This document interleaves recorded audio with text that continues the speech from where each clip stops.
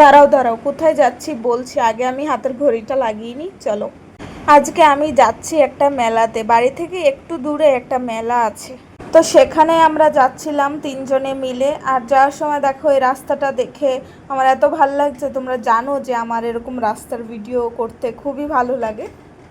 আর এই যে দেখতে পাচ্ছ, মেলায় চলেও এসেছি। এখানে প্রত্যেক বছরই মেলা হয়, সেই মেলাতে আসি।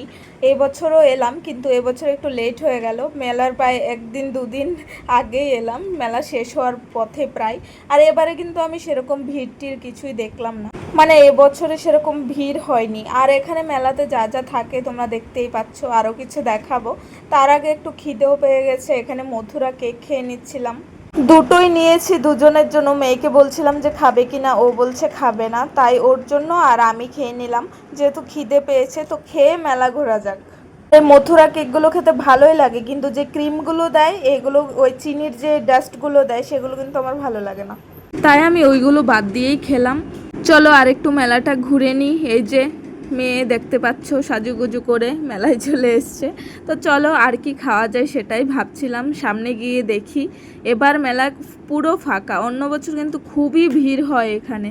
চলো বাকিটা ঘুরিয়ে তোমাদেরকে দেখাই। ওই সামনে একটু যাই। আর মেয়েকে বলছিলাম যে আইসক্রিম খাবি, ওটা শুনে মেয়ে নাচতে লেগে গেল।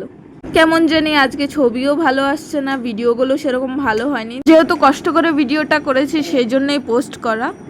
আর আমি জানি মেলা থেকে সেরকম কিছুই আমি কিনবো না, যা খাওয়ার খেয়ে চলে যাব বাড়ি। এটাই হচ্ছে গিয়ে আমার মেলা ঘোরা।